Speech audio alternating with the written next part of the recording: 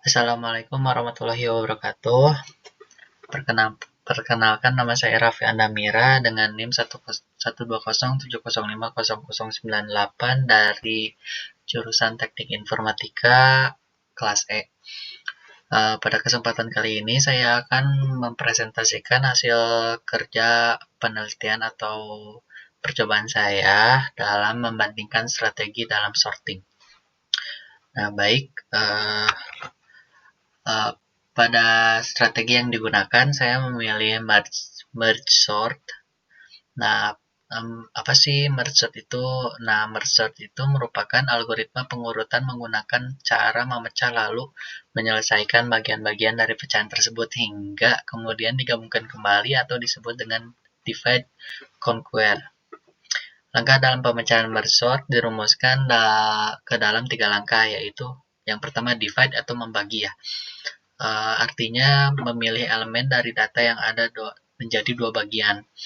Kemudian yang kedua conquer, artinya setiap bagian dari data memanggil prosedur merge sort secara rekursif. Dan yang terakhir kombinasi. Nah, kombinasi ini artinya menggabungkan setiap bagian dari data yang ada.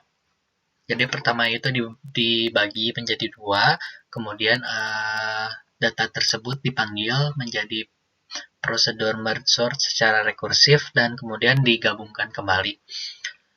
Baik, itu penjelasan singkat dari merge sort. Kemudian ada bubble sort.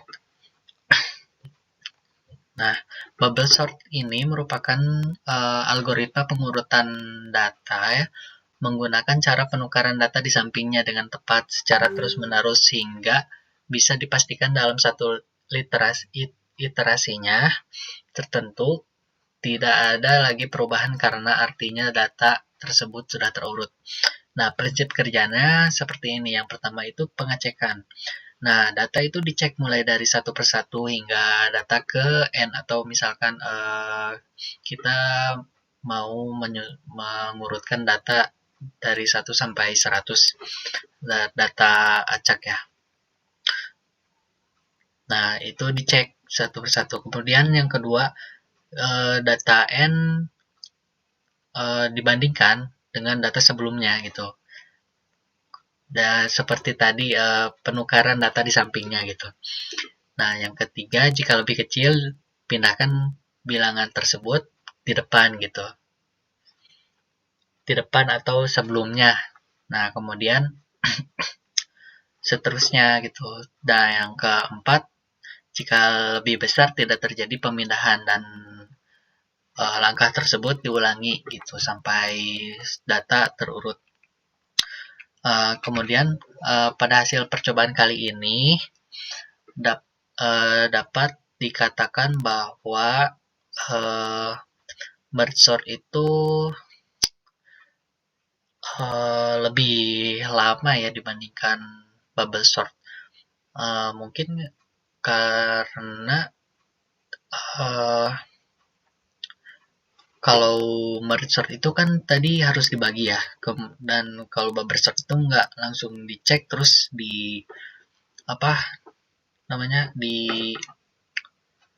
dicek terus digeser-geser doang gitu.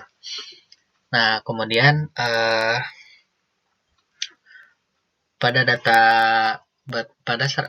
saya melakukan percobaan ini berdasarkan 10 tahap, yaitu masing-masing strategi sorting itu diberikan data secara bertahap, dimulai dari 100 data acak dan bisa terlihat ini dapat terlihat dalam 100 acak, 100 data acak dapat terlihat bahwa bubble sort itu yang garisnya oranye dan merge sort itu yang garisnya biru.